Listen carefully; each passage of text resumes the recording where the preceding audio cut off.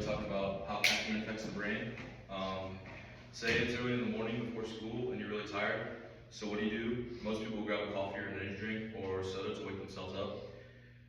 Within about 15 to 20 minutes, it'll start to kick in and you'll feel more awake. But have you ever wondered what causes that feeling? Students drink coffee or energy drinks every day. Some people have it in their habit or their morning routine before they do stuff. Caffeine is the most used stimulant in the world. Um, Many people don't know what it actually does to the brain. Some people will drink coffee or energy drinks before they do something, but they don't actually know what it does to them, with their brain or their body. For personal connection, I have baseball, so before a game or a lift, I'll drink an energy drink just to make me feel more awake and less tired, so I can feel more alert. Caffeine blocks sleep signals and increases alertness. It can also cause a lot of negative effects to your brain and body. According to research from Harvard Medical School, caffeine blocks adenosine receptors in the brain. Adenosine is a brain chemical that makes you sleepy. It builds up the longer you're awake. So say you're awake from 8 o'clock to 10 o'clock at night, you're gonna feel more tired because adenosine is building up in your system and it makes you feel tired. Caffeine blocks the adenosine receptors, so it doesn't actually wake you up or anything. It just blocks the receptors that make you tired. It makes the brain not feel as tired when you drink an energy drink. Caffeine gives you a temporary alertness. From a visual aid, I have a diagram. It shows how that's the caffeine. It blocks the adenosine for entering the receptor, so it makes you feel like you're more awake. The caffeine is actually just a trick on the brain, and it just blocks tiredness. It doesn't actually give you energy. For my third one, it increases alertness. It increases brain stimulation. It gives you better short-term focus for doing something. Your reaction time improves. The National Institutes of Health found that caffeine increases brain activity and reaction time. Adrenaline release, it releases it and it gives you a big energy boost before you're about to do something. For this one I have, it's a chart that shows what people drink on the daily and how many milligrams go in it. So say you're drinking just a regular energy drink will be 200 to 300 milligrams. It's gonna make you feel amped up and more focused. But if you're just drinking a cup of coffee in the morning, it'll probably be 20 to 50 milligrams, and it won't hit you as much as a regular energy drink does.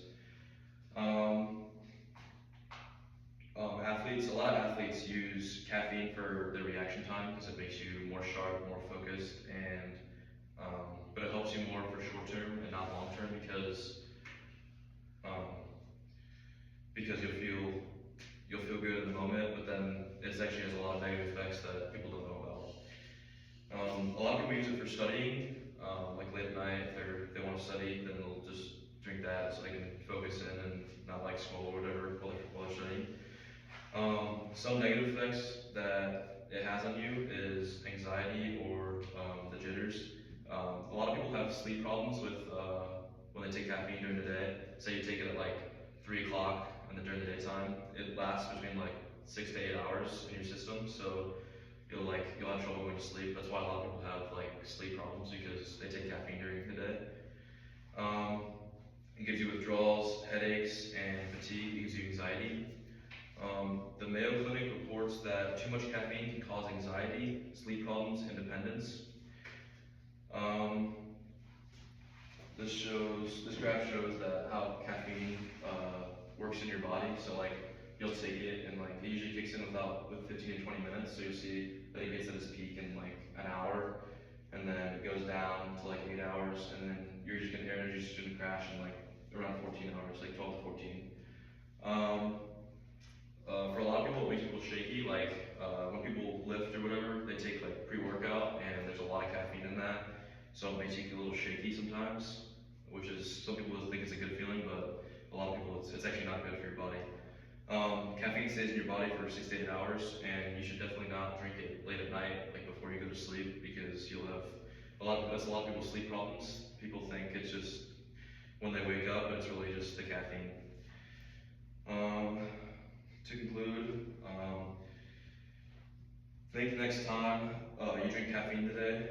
I have informed you about how caffeine affects the brain. As I previously stated, caffeine blocks adenosine receptors, which is the chemical that makes us feel tired. Then I talked about how caffeine increases brain activity. The next time you reach for a coffee or an energy drink, just think about what it does to your brain and body and what is actually happening inside your body.